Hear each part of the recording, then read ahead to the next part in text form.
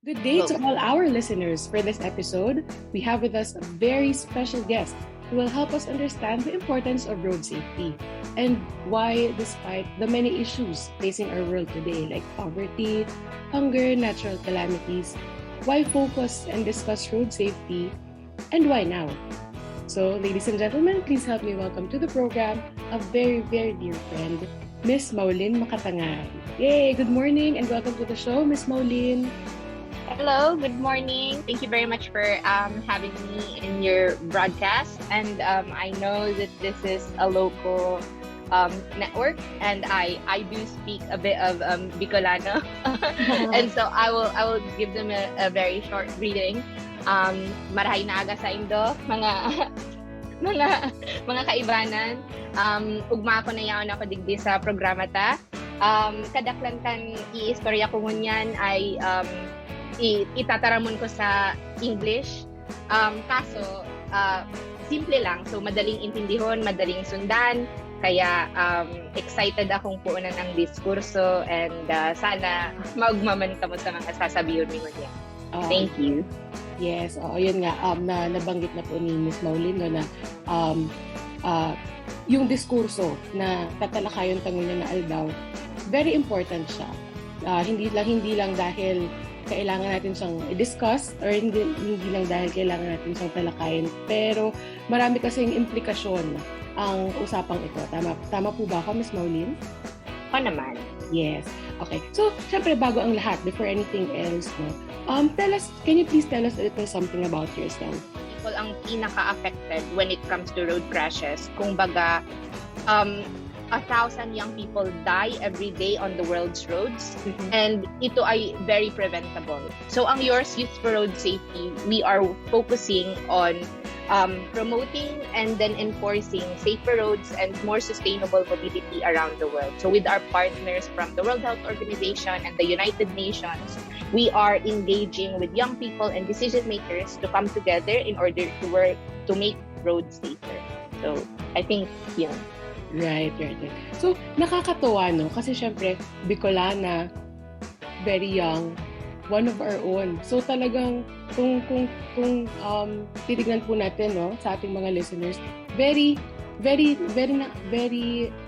totoo nga. True to the program's title, Orgulyo, pride, diba? Pride ng satuyang kinaban na somebody a local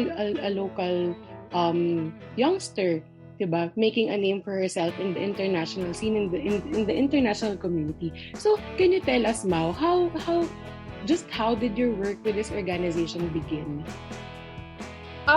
Okay, so thank you first of all dun sa intro. Medyo nakakahiya din.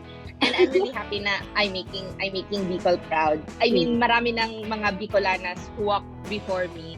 Parang to set the stage then. I mean, you have of course the very famous Miss Lenny, and I have my mom who has inspired me then, and also a lot of other countless people. So how my work began? It actually began locally. I used to work for the Land Transportation Office, and dito, yung regional director ko before, si Attorney Noreen Bernadette San Luis Duty, she exposed me to the reality na very important aspect ng mundo ang road safety. So, it's not just about, driving, putting on the seatbelt, and then parang commuting. Ang daming iba-ibang elements that come with road safety. Working on the office of regional director, yung inner workings niya, parang the strategies that come with enforcing these kinds of laws, the strategies that come with engaging with these sorts of people. And natutunan ko na parang talagang it's very important to educate people, not just yung drivers not just yung people na kukuha ng license, but also yung road users in general, yung pedestrians, yung cyclists. It's a very important aspect of life. Kasi imagine mo, paano ka pupunta sa school? Paano ka mag-work? Paano ka mag-meet with friends? Paano ka mag-grocery? You always, in one way or another, take the road. Yes, you're walking. Yeah. Yes, parang it's an inescapable facet of life. And going with my boss, who I'm really thankful for, parang not just dito sa Bicol, she took me everywhere, to Davao, to Manila, to Masbate, to Virac. You see the situation and it varies, and all the same. Lahat may problema sa mobility, right? Parang may sasakyan ba? Safe ba itong sasakyan ko? May other option ba ako to get there safer? Is there an option for me to walk? Is it safe to walk? Is it too expensive to keep my children safe to go to the road, so to go to school? So it's very important, parang nakita ko in the local level na it's very, very important. And she actually helped me, parang the reason why I got into the international stage in the first place was through the Third Ministerial Conference for Road Safety that happened in Stockholm last February 2020. Parang it seems so long ago na, pero noong 2020 pa siya. And they were looking for a youth network to organize a pre-event, which is the second World Youth Assembly for Road Safety.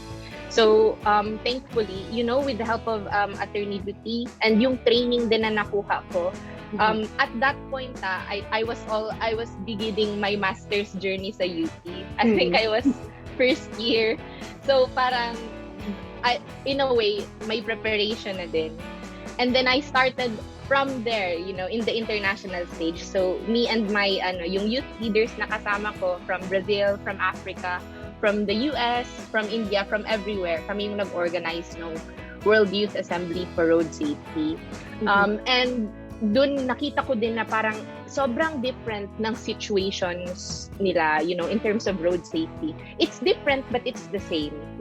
And from there, nakita ko na it's a very big issue that needs to be discussed and is not rarely discussed. Ang sabi nga sa amin usually, when we talk about road safety, it's not a sexy topic. It's not as sexy as climate change, di ba? It's not as sexy as parang human rights. Yes, or it's not even as urgent as, the other topics you've mentioned before. Yeah, pero... Yeah, that's a misnomer. It's actually urgent, and we will come to that a little bit later. Yes. But yeah, that's how I started. I think locally, it's very important talaga that you see what's happening. Hindi ka dapat coddled, hindi ka dapat protected, hindi ka dapat shunned dun sa mga realities talaga na nakikita mo. And thinking about road safety, it also exposes, di ba, the problems that we have. It's also a question of social, of a social issue. Kasi tingnan mo, everyone wants to be safe on the world's roads. Everyone wants to get home safe. Everyone wants to go to school safe. Kaso lang, yung mga may access lang to safety are the people who can afford cars. So I think I really want to keep my fellow young people safe and also, support in a way. So I think that's how I started. And that's why I'm continuing dito sa track na to. Yeah, okay. So, Mau, you mentioned din naman, let's not try to make this political, but in a way, would you agree with me when I say it's sort of also political? Because, for example, locally, if you look at it in the perspective of somebody who just observes, road safety begins with, of course, the roads that the government provides for us. So, do you think there's an issue bigger than, just being able to provide safe roads for, like, example, a community, like from DPWH, ganyan. So, diba, parang, when you think about it, na-mention mo nga na parang it comes from a root problem pa, diba? So, parang, do you think this has something to do with, subliminally? I don't want to say it, but can you share some insight? I get the question, definitely. Yes. especially now, na I think always, laging may aspect siya ng politics. Pero dito kasi sa yours and sa World Health Organization, we're focusing on the safe systems approach. So guys, tandaan niyo to, safe systems approach. Basically, dito sa safe systems approach, sinasabi niya na lahat ng tao within the society is responsible for the roads. And don't get me wrong, the government plays a role, Andun sila sa WHO. So, dun sa safe system approach, merong 5 elements. So, we have safe road users, safe roads, safe vehicles, post-crash care, and safe infrastructure. So yung 5 yun, kailangan mong tandaan. And within those 5, yung mga tao, we need to work together. And under dun sa people, we have 7. I don't think memorized ko siya off the top of my head. But you have there yung government, civil societies, you have yung sa finance, you have yung sa policies. I forgot the other 3, pero essentially it touches on all the sectors of society. Yeah. So ang key dito, of course, the government has a responsibility to create roads that are safe for people, di ba? They have to Yes, exactly. They have to accommodate not just the cars kasi usually car-centric ang paggawa ng roads natin. Napapansin niyo? Wala yung mga hindi safe yung sidewalks, hindi siya people-centric, hindi siya for dun sa mga naglalakad or kagaya sa akin na I can't afford cars. So I walk everywhere. I walk everywhere. And they need to address this. But here's the thing. Tayo na ako nasa civil society sector ako kasi young person ako. For the first time ever since the launch of the Millennium Development Goals, young people were named as key stakeholders sa global plan for the new decade of action for road safety. Nasa civil society ako. So it's my responsibility to the government to provide information, on the ground information of, eto ang problema dito sa area ko. Why do we have to change this and what can we do? So, it's a matter of working together. The government can't fix anything kung hindi nila alam kung anong aayusin. Yes. And that's where the other sectors will come in. So, it's a team effort, but definitely everyone has a responsibility. It is political in a sense, but it's also humanitarian. Diba? Yes. More than it's anything. us working together. Yeah. Of course. Like everything else, it's a dynamic project. It's a dynamic initiative na, like you said nga, it's not just the responsibility of the government, but it's also part and parcel the responsibility of a lot of stakeholders. So yeah. So far, Miss Maulin, what are the most striking learnings that you have discovered so far with your work sa yours, and how has this enriched your life and your practice? Okay. Medyo philosophical yung question mo. we can take both routes. Okay. And we can touch on both. So in terms of yung learnings ko, I think this can go professionally and personally Yeah. Pero character is very important. It goes above parang everything. I mean very important na meron kang knowledge and meron kang experiences. But what I've learned, working dito sa mga, sometimes parang I still can't believe na I'm working with people who work with the World Health Organization. And minsan may mga special mention ako sa email pag when they tick off yung mga, tapos na ni Mau tong ganito, nagawa na ni ganito yung ganyan. And parang natutuwa ako na andun ako. Yeah. And I learned na above being able to do the work, you should have good character. You should be a good person, with the willingness to help. Yes. Kasi itong road safety, I've been saying that it's a humanitarian issue actually. It's a question of human rights din. And you should be and it's not just in road safety in any field, in any profession, and anything that you do, there has to be a willingness on your part to selflessly help. And I think it's really nice kasi yun yung parang mag-govern din of how you interact with people and the people you keep din. Diba? Yeah. So I learned that it's very important to pay attention to a person's character. Kasi ito yung hindi mo mababago, diba? Yeah. Parang you can have a really tough thing to work on kasi sometimes we work against deadlines din. I mean, it's road safety. It doesn't seem urgent, but it is urgent kasi nga may deadline na naman tayo. In-extend tayo for a new decade by 2030. So yung new plan is for 2021 to 2030. So we need to have the number of road-related deaths and injuries. So if you're coming from a good place, if your character is good, if you engage with people with good characters, then I think everything will, fall into place. Of course, yeah. So very very insightful so far. I mean, yun nga for the information of all our listeners, it's not something na parang, it's not an issue na parang you think about na parang yung gravity niya na parang mas importante naman yung like sa ngayon kailangan ng tao ng pagkain or ng trabaho. Pero why are we so yun nga, which leads us, Miss Maulin, to the question, why road safety and why now? 'Di ba? May pandemic pa tayong kinakaharap. So, oh my God, excited ako dito.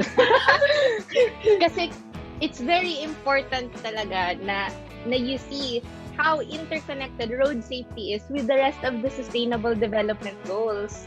Yes.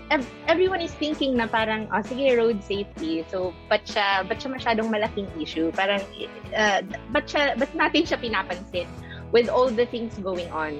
Yes. Diba? Mm-hmm.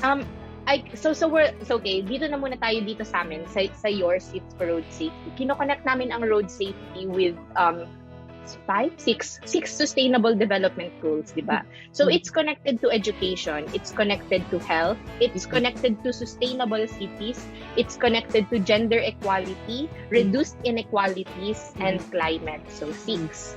Meron tayong 6. And it's interconnected talaga. So first, the first is the simplest, of course, health. And it also connects with climate. Ang road safety kasi, it's about also creating vehicles that are safe and sustainable for the environment. Diba? Mm-hmm. Yeah. And it's also a matter of making sure that the roads that we have, the infrastructure, is for promoting healthier forms of living. So isipin mo, would you walk or would you jog in a heavily polluted place? Mag-i-encourage ba niya na mag-play ang mga children sa labas? Yes. Hindi, di ba? Kasi not only are you worried na masa-sideswipe sila, there's also the threat of air pollution. So addressing, kasi ang carbon emissions from cars, it's one of the biggest contributors, di ba, to climate. And but naman kasi hindi bibili ng cars ang mga tao, hindi safe yung road, di ba? So, the safety that they see is in buying cars, but reframe your thinking. If you create a community na nag-i-encourage ng walking and cycling, magiging problema ba yung emissions? And kung may sustainable modes of transport ka, where you feel safe, kailangan bang bumili ng tao ng cars? It's addressing this issue fixes so many other things, sa climate. Tatanggalin mo yung isa sa biggest contributors of smoke and pollution. And then you're also encouraging families to play outside, to go outside, to walk, to bike, to jog, diba? Kasi safe na yung roads. And that will touch on health, and that will touch on climate. For education, it's the very simple thing. Paano ka pupunta sa school kung mamamatay ka on the road? And I know na hindi siya masyadong discussed dito sa Philippines, pero isa siya sa mga problema. I think the last data na nabasa ko dito sa Philippines is 10,000 die yearly on the roads dito sa atin. Wow. Third world country. Yeah. 10,000. 10,000 in the year. And I think that's before pandemic, but it's still really a very big deal. And looking beyond the statistic, can you imagine, diba? What if breadwinner yung namatay, diba? What if parang they're a part of the family, so it's a very big deal. And hindi lang, ito lang yung data ng mga namatay. Paano yung mga permanently disabled? Yes. Can you imagine how big that is? Papasok din yan sa health, diba? Yes. So, yung medical bills, yung mga gagawin mo in terms of, helping the person recover. Not just physical, mental and emotional health is a really big deal. And how will the students, study? Kasi itong sa roads na to, yung children on the way to school, this is a very big sa third world countries, lalo na sa Africa. Na wala silang mga maaayos na road, and children want to go to school, but they can't. And you think of like the barrios that we have dito sa Pilipinas, di ba? Yung mga secluded areas na hindi paved yung kalsada. But still, may mga trucks na dumadaan, may mga motor, may mga tricycle na dumadaan. Yes. And yung mga bata, wala silang education, wala silang road safety education na, sige, paano natin to ina-navigate? And also, wala ding efforts to fix these roads kasi nga hindi siya nakikita as an issue. Diba? Yes. So it's very easy for stakeholders, well, not stakeholders, but the persons responsible for providing us with better roads, parang exactly in passing, parang okay, it's not something we should be really worried about. But yun nga, based on what you have been telling us, this is a matter of urgent concern. Exactly. And ito yung isa sa mga pinaka-surprising things na natutunan ko sa international network and what I have discovered from speaking with our network from Latin America. I know experience din to sa Philippines but not as prominent. Pero ang SDG 5 kasi and SDG 10, which is gender equality and reduced inequalities, talks about, diba, women rights, protection against sexual harassment. Marami dito sa mga network namin in Latin American countries say na karamihan ng sexual harassment cases happen within public modes of transport. Right. And you think about it kasi, diba, it's so easy to parang grope someone. Na parang hawakan siya. Kasi nga, we have a very not good public transport system. A very normal ang overloading. It's not only harmful in terms of, protecting women against harassment. It's also very dangerous. Yes. So, addressing better modes of transport will also eliminate this problem. Yes. So, ang dami niya talaga, interconnected siya in terms of poverty and food. Paano naladala yung food sa mga iba-ibang parts ng mundo? Dadaan siya sa road transport, sa land transportation. Kailangang i-transport yung pagkain. And then dun sa mga baryo, how will they pick up the food? They have to ride the motorcycles, problem to sa mga Asian countries like sa Vietnam and even dito sa Philippines, na isa sa mga most popular modes of transport natin is the motorcycle, which is also the most dangerous. Yes. Yes. So that facilitates din, di ba? That facilitates, kung paano tayo makakakuha ng resources natin, ng amenities natin. It's all very interconnected. And if you fix road safety, if you invest in it, makikita natin na a lot of things will, improve. Yeah. Thinking about it, parang put it in the context sa mga nangyayari normally. These are not usually discussed, ha? And if not, hindi pumapasok ang road safety sa discussion. Halimbawa, sexual harassment. Okay, sexual harassment. Pero not really you're providing, but the space is encouraging it, kumbaga. And that shouldn't be. Yes. That's really. So, grabe na, when you look at it talaga, it's one after the other. Ang laki-laki discourse, it's a long and well, I would say painful narrative, pero yun nga, like you mentioned, we have to discuss it because a lot of other issues can be not necessarily not necessarily be addressed, but at least, diba, one step at a time, we're getting there. We're just trying to provide really a safe space for everybody generally, no? Exactly. And during the pandemic, na-expose din talaga yung problem natin sa public transport, DC. Yung mga pila, di ba, reduce nila yung capacity ng mga sasakyan and ng mga trains. And then you see na talagang kulang talaga siya kasi ang hahaba ng pila. And others have resorted to buying cars. Tumaas ang pagbili ang pag-purchase ng mga tao ng sasakyan because they themselves see na hindi safe ang public modes of transport. Yes. Marami, no? Talagang it's gonna be a long and arduous journey, if I may say so myself. Pero at least the most important takeaway I think I could learn from this is, number one, of course, to discuss it, diba? Parang sabi nga nila, wala namang discourse or issue or topic na komportable tayong i-discuss because pag nilatag mo yan, there's no choice but for us to discuss it, diba? So that you can come up with plans, with solutions diba? To make it safe for everybody. So, siguro Miss Mao, at this point in time, any final message or insight that you can share to all our listeners? Well, I think, syempre, ipopromote ko yung organization ko. Go ahead. Kung young person ka, if you're between the ages of 15 to 35, pwede kang sumali sa Global Youth Coalition for Road Safety.